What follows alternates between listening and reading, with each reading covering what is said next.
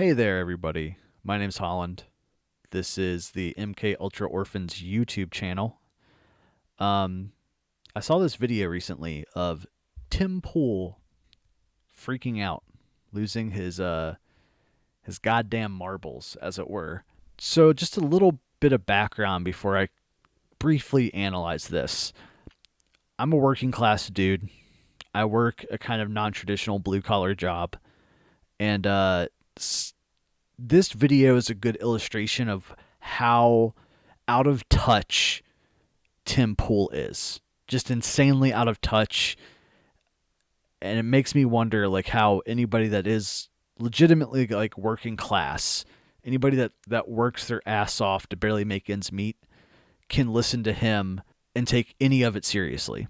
The things Tim Pool is fighting against don't actually benefit or help anybody in the now. They're all like culturally symbolic gestures that he's mad about. So he's freaking out in this video.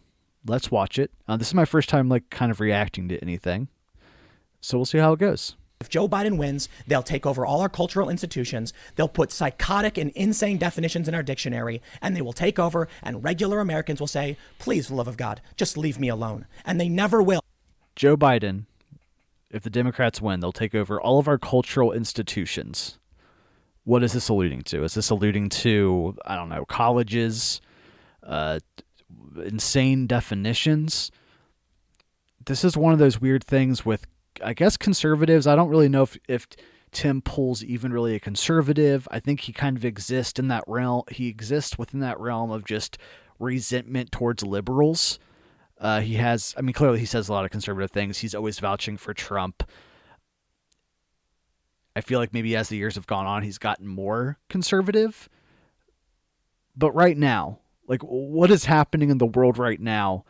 Like, not what is happening, but of course, some dude like Tim Pool, a fucking millionaire, can be so upset about how the culture might change. Because he can stay wrapped up in his fortress, and none of the shit that's happening, a global incoming climate crisis, stagnant wages, millions of people out of work, none of that affects him. What does affect him is definitions changing. Which, you know, to me, somebody that can barely make ends meet means fucking nothing. Let that sink in. They'll never stop coming. They will take your job away. They will come for your parents. You will do something wrong. They'll fire your mom. They'll come to your house with fireworks and guns.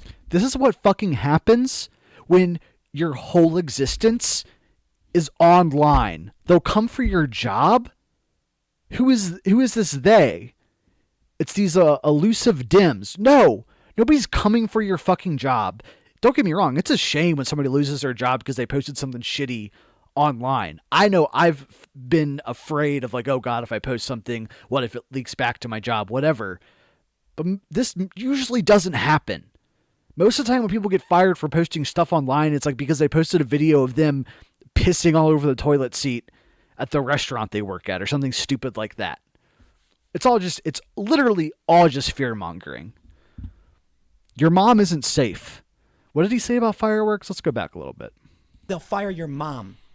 They'll come to your house with fireworks and guns, and Americans will still just say, please, just leave me alone. And once again, this isn't going to happen. We all know it's not going to happen. This is something I've said, and maybe it's something I should upload to YouTube on a previous podcast episode, which is that the one thing Tim Pool loves is living in the fantasy. That's what happens in kind of like the neoliberal framework that we all exist in, is that so many people live in the fantasy. What is Tim Pool's fantasy? That of civil war, of him patriotically standing up for what he believes in. The thing is, though, is Tim Pool won't be a part of that civil war. He won't be on the front lines. Blood will not be on his hands. He'll be live streaming about it. From his fortress, wherever the fuck he lives. What is it? He lives in D.C. or something? Let's continue. And that's how it is. Even in the Revolutionary War, most people, the largest majority of people, were non-initiated. There was a small faction saying no revolution. There was a larger faction saying revolution. Notice how he's equating what's culturally happening right now to the Revolutionary War.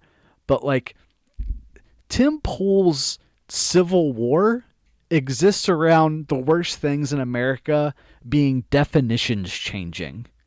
That the SJWs are coming to change the culture.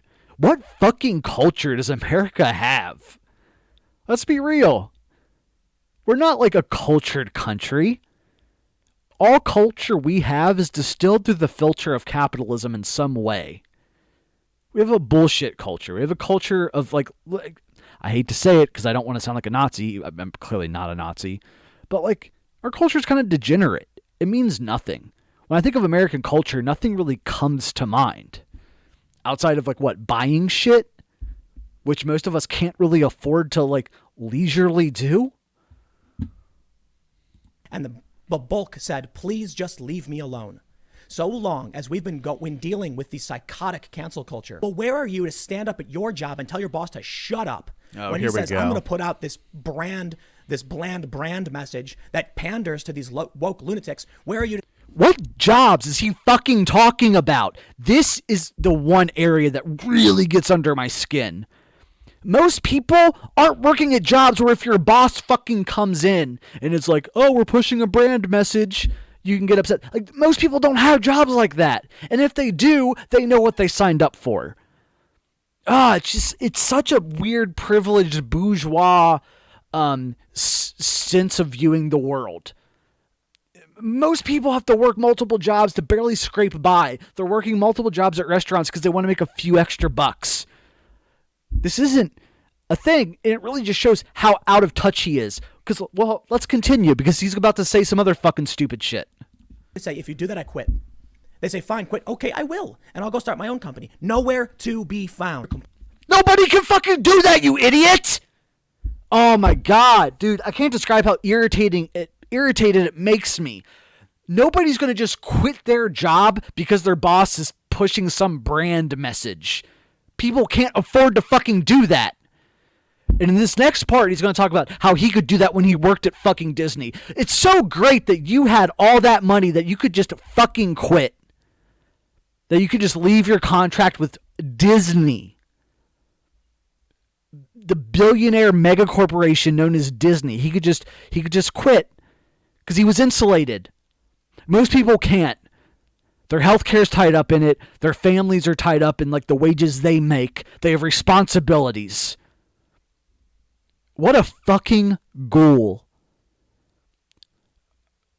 I don't want to speak for every person that works their ass off, but I know I fucking work my ass off. It makes me depressed that I work a soul-crushing job where I have to spend 8 to 9 to 10 hours a day doing bullshit labor for people that I know don't give a fucking shit about me.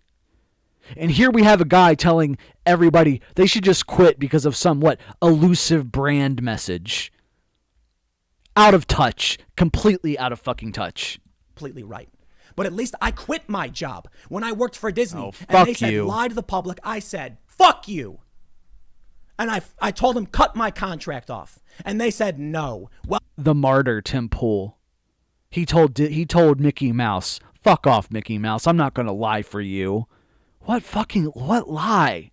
None of this means anything. All it proves is that you were in the position to do that. You want a fucking cookie? You want a gold star? How many people are out of fucking work right now? Maybe this clip's really old. I don't know. I don't think it is. Ah, man. Welcome to the golden handcuffs, Tim. You got one more year under lock and key.